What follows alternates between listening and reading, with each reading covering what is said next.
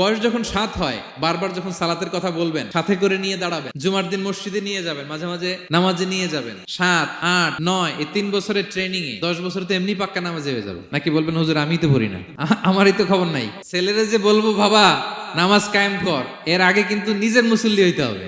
নামাজের ব্যাপারে no consideration, কোনো ছাড় নাই। সালাত আপনাকে পড়তেই হবে যে কোনো পরিস্থিতিতে। এজন্য 7 বছর বয়স থেকে বিশ্বনবী ওয়ার্নিং দিতে বলেছেন।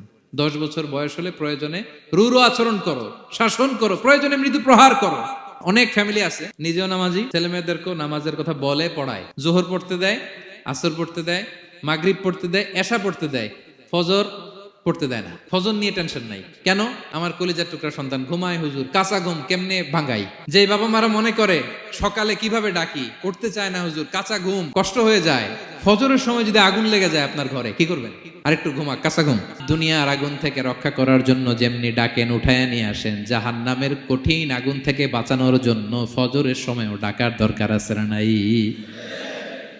দুনিয়ার আগুনের চেয়ে কমপক্ষে 70 গুণ বেশি তেজওয়ালা। বিষ্ণু বলেন নারুকুম তুকিদুন, যে আগুন দিয়ে কিচেনে রান্না করো, জাহান্নামের আগুন কিন্তু এই আগুন নয়। জাহান্নামের আগুন দুনিয়ার আগুনের চাইতে কমপক্ষে 70 গুণ বেশি তেজওয়ালা। তাহলে ফজরের সময় ডাকবেন তো ছেলে মেয়েকে, হ্যাঁ, নিজেও পড়বেন, ছেলে মেয়েদেরকেও ডাকবেন। আকিমিস সালাহ।